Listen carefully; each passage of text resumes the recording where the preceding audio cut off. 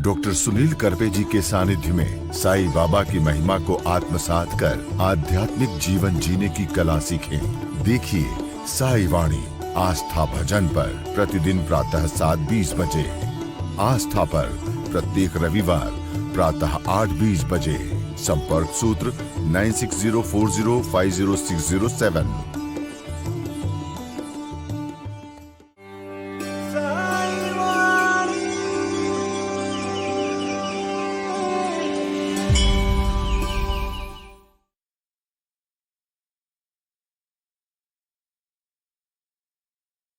नमस्कार।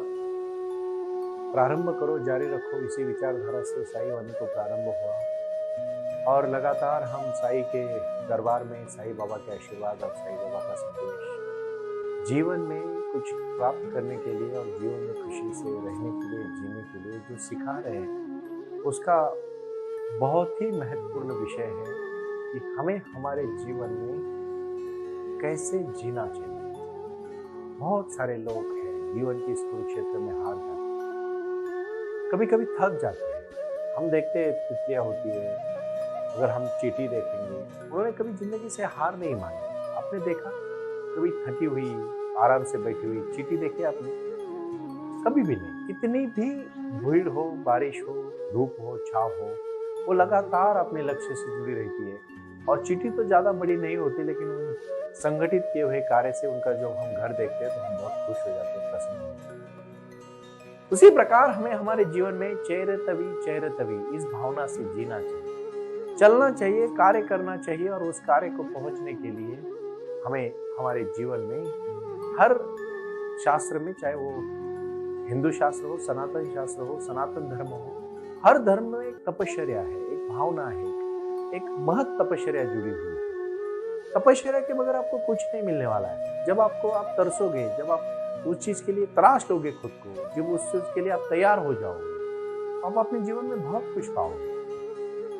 आप में हर एक के जीवन में, चाहे वो पूरे विश्व को ज्ञान देने वाले भगवान कृष्ण हो, चाहे प्रभु रामचंद्र जी हो, चाहे कोई भी भगवान हो, उसी प्रकार जब पहली बार 16 साल की आयु में शिरडी में साईं बाबा आए और अपने गुरु का आशीर्वाद लेके नीम के पेड़ के नीचे से वहीं से निकल पड़े, तो 12 साल के बाद फिर से बाबा शिरडी में आए।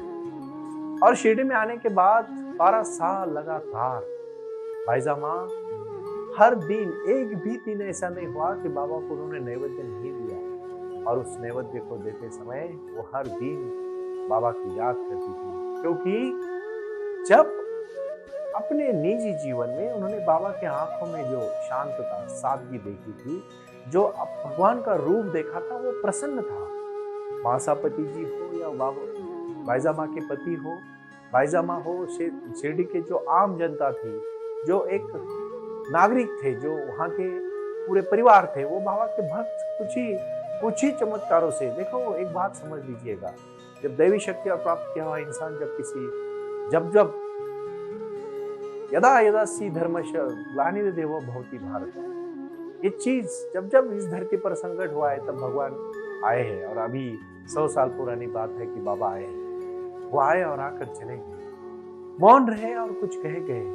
कुछ था जो बिन बाटे ही बढ़ गया, जल उठे दिए और अंधेरा चढ़ गया। इस जीवन में, इस जीवन की क्रांति में, जैसे बाबा शिरडी में आए, तो आने के बाद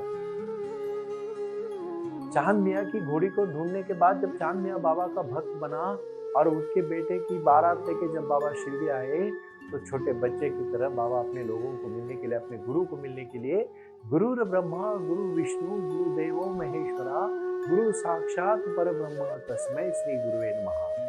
हर जीवन में गुरु की स्थान बहुत बहुत मार्ग देने वाला, दिशा देने वाला। मैं हमेशा कहता हूँ कि जिंदगी में अगर कुछ समझानी है आपको, क्यों हम आज भी इंटरनेट के जमाने से हम हजारों अच्छे लोगों को हम जुड़ते हैं, वो भी एक गुरु ही है जो हमें अच्छा ज्ञान देता है, नया ज्ञान देता है। उसका चरित्र शुद्ध है, उसका मन शुद्ध है, उसका कार्य शुद्ध है। वो उस इंसान को नमस्कार करना चाहिए। मैं अपने जीवन में, मैं जब मेरे माता पिता जी को देखता हूँ, तो उनका आशीर्वाद मेरे लिए बहुत बहुत ही महत्वपूर्ण आशीर्वाद है कि उन्हीं के कार्य से हम जहाँ भी जुड़े हैं, आज जो भी हम कार्य कर रहे हैं, वो आशीर्वाद है। शिरडी के साईं बाबा ने अपने जीवन में जो भी मैं भी 12 साल पहले छोटा था तब शिरडी गया था, मेरे अंकल मुझे लेके गए थे। जब हम गए तो उस समय मुझे बाबा का साक्षात आशीर्वाद मिला, लेकिन 12 साल लगे मुझे उस ज्ञान को प्राप्त करने के लिए, और मैंने सिर्फ साई वाणी शुरू की है। तो ये मेरे जीवन में एक निजी जीवन में चमत्कार है। मैं बहुत ही बाबा का धन्यवाद देना चाहता हूँ कि धर्म क्षेत्रे कुरुक्षेत्रे समवेता युस्वा मामका पांडव क्षेव किम कुर्वत संजय। जैसे धृतराष्ट्र ने, आंधे धृतराष्ट्र ने पूछा संजय को कि बता कुरुक्षेत्र में क्या चल रहा है। मैं भी कहना, बाबा कहना चाहते हैं कि आओ, आपके घर में, आपके जीवन में, आपके संसार में, आपके शहर में, आपके राज्यों में क्या चल रहा है। जब बाबा सब देखते हैं और वो कहते हैं पश्यंता पांडुपुत्रा मानाचार्य महति चमोम व्यूढ़ाम द्रुपद पुत्रन्न तथा शिष्य न धीमत। जैसे पांडु के पुत्र और मेरे पुत्र जहां इकट्ठा हुए, उस प्रकार जो मेरा बालक है, जो मेरा मित्र है, जो मेरा एक चाहता वर्ग है, जो मुझे मानता है, जो मेरी भक्ति करता है, वो मेरा हर इंसान क्या कर रहा है वो सब बाबा देख रहे हैं। और बाबा कह रहे हैं कृष्ण भूमिका में कि आपको आपके जीवन में, निजी जीवन में कैसा कार्य करना चाहिए। और उसी की कुछ चंद पंक्तियां मैं कहूंगा। जो भी जीवन में करना चाहते हो, लक्ष्य रख के करो।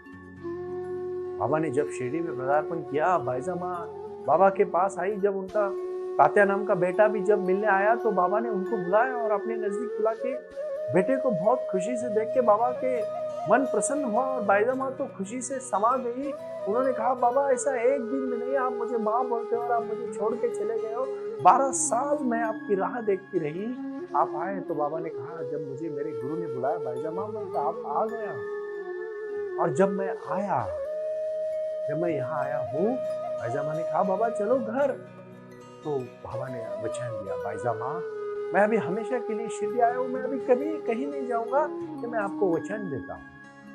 वचनम प्रणाम, वचन बहुत महत्वपूर्ण होता है अपने जीवन में दिए हुए शब्द, और उन शब्द का जो वचन होता है, इसीलिए बोलते हैं जान जाए लेकिन वचन न जाए। क्यों ये शब्द प्रचलित हुए, उसमें पीछे कोई ना कोई इतिहास है। और बाईजामा को दिया हुआ शब्द बाबा ने आखिरी सांस तक संभाला। एक ईंट लेके बाबा आए, कुछ नहीं था, उन्होंने कुछ इकट्ठा नहीं किया, सिर्फ बांटने का काम बाबा ने किया है। पहले तो प्यार बांटा, बाद में जो लोगों के मन में द्वेष था, क्रोधात भवति सम्मोह सम्मोहात स्मृतिभ्रंश स्मृतिभ्रंशात बुद्धिनाशो बुद्धिनाशात प्रणश्यति। लोगों के मन का द्वेष निकालने का काम बाबा ने किया। दूसरी बार जब उन्होंने देखा बूटीवाड़ा, जब पहले बाद में मंदिर बना, लेकिन पहले बाबा चावड़ी में रहते थे, चावड़ी बहुत गंदी थी। बाबा ने खुद हाथ में झाड़ू लिया और पूरे चावड़ी को साफ किया और बाईजामा को कहा, बाईजामा मैं अभी तेरे घर नहीं आऊंगा, क्योंकि शिरडी मेरा घर है और मैं हर घर भिक्षा मांग के खाऊंगा। ना मुझे इसमें शर्म है, ना मुझे कोई इसमें लज्जा है। मैं जीने के लिए तो घर में जाके खाऊंगा। एक बात याद रखना, फकीर और बैरागी कभी कुछ इकट्ठा नहीं करता। वो मांगता भी है तो लोगों के कल्याण के लिए मांगता है, क्योंकि पूरा विश्व उसी का होता है। साक्षात्कारी पुरुष जब अपने जीवन में पुरुषार्थ दिखाते हैं तो दृष्ट केतु चेकिस्तान म्हणजे देखिए काशी राजस्य वीर्यवान, दृष्ट केतु चेकिस्तान काशी राजेश्य वीर्यवान पुरुजित कुंती भोजस्य शैब्यस्य नरपुंगवः। पुरुजित कुंती भोजस्य शैब्यस्य नरपुंगवः। दृष्ट केतु चेकिस्तान काशी राजस्य वीर्यवान। ये मेरे सीडी में जितने भी वीर्यवान है, शक्तिशाली पुरुष है, पुरुषार्थ कर रहे हैं। लेकिन कुछ ऐसे भी लोग हैं जो कुलकर्णी जैसे लोग उस समय थे, जो अंग्रेज सरकार की चापलूसी करके लोगों को तंग करते थे। उन्हीं को बाबा ने अपने कर्म से, अपने कार्य से, अपनी मीठी बोली से, अपने शब्द से, अपने प्यार से, अपनी देवी शक्ति से उनको सबको आशीर्वाद दिया। भाई और बहनों, आज भी शिरडी में साईं बाबा के यहाँ पूरे विश्व से लोग जब आते हैं तो उनका पहला कर्तव्य है कि आप सादगी के साथ, सिंप्लिसिटी के साथ, एकदम नॉर्मल जीवन जीने की तरह। जितनी सादगी रखोगे उतने स्वच्छ और प्रसन्न दिखोगे, क्योंकि जब भी आपने जीवन में संग्रह किया है गलत मार्ग से, आपको तकलीफ हुई है, क्योंकि बिना कष्ट से और बिना तपश्चर्या से, मैं कहता हूं बहुत बार, 16 साल के लड़के को जब कहा गया कि अयोध्या की बात हुई रही है राम राज्य में कि आपको कल राजा बनने जा रहा है, तो वो इतना उत्साहित लड़का रात में जब कैकेयी कहती है और दशरथ राजा अपना फैसला बदल लेते हैं और वो दूसरे दिन उनको कहते हैं कि आपको आपके जीवन में जो भी अपने जीवन में आपने तय किया है उसको पूरा करना है। तो सबसे पहले और महत्वपूर्ण है आपके अंदर की शक्ति को ध्यान धारना। योगेन चित्ते स पदेन वाचाम, योगेन चित्ते स पदेन वाचाम। आप ठीक से समझिएगा। योगेन चित्ते स पदेन वाचाम, मनम शरीरश्च वैद्यकेन, मनम शरीरश्च वैद्यकेन। ये बात बहुत ही महत्वपूर्ण है। योग, साई योग एक अपनी ऐसी शक्ति है ना जो आपके शरीर को पहले प्रसन्न रखे। और सच कहूं, सर सलामत तो पगड़ी 50। ये शरीर अगर शुद्ध रखना है ना आपको, तो उसका ख्याल करना बहुत जरूरी है। हजारों करोड़ों की गाड़ी नहीं चाहिए, वो तो मिलेगी, और नहीं मिलेगी तो भी चलेगा, लेकिन ये जो हजारों करोड़ों का शरीर दिया है ना भगवान ने, जिसकी कीमत नहीं है, उसके बारे में एक चीज याद रखना। साईं बाबा ने हमेशा पूरा श्रम किया, हाथ में झाड़ू लेके शिवजी को साफ किया, अपने द्वारका माई को साफ किया, उन्होंने पूरे चावड़ी को साफ किया, उन्होंने पूरी तरह से अपनी मस्जिद को साफ किया, क्योंकि वो कहते थे राम और अल्लाह एक ही है, वो अलग नहीं है। परमात्मा आज भी मैं कहता हूँ, जो लोग धर्म में बंटवारा कर रहे, क्यों बंटवारा कर रहे? एक बगीचा में हजारों टाइप के प्रकार के फूल होते हैं और सब फूल मिलके बगीचा बनता है, तभी तो बगीचा दिखता है ना। नहीं तो पूरे बगीचे में एक ही फूल रहेगा तो आप बगीचा कहोगे उसको? अरे है ना, दिया हुआ है। ये सृष्टि ने बहुत कुछ दिया है, नम्रता के साथ, प्यार के साथ, अपनेपन से, अपनों को अपने से जोड़ के प्यार से रह के, आपस में मिलजुलाव करके प्यार से रहो। जिंदगी इतनी सुंदर है ना भाई और बहन, सिर्फ ध्यान और धारणा की आराधना होनी चाहिए। ये क्रिया है, ये साई योग है, ये साई का ध्यान है, और इसी के लिए तो साई वाणी कटिबद्ध है। इस भूमिका आएगी जाएगी, इस भूमिकाओं के प्रति हमें विश्वास रखना चाहिए, और ये जो विश्वास है ये अपने जीवन में कुछ पाने के लिए। जीवन ऐसा नहीं मिले।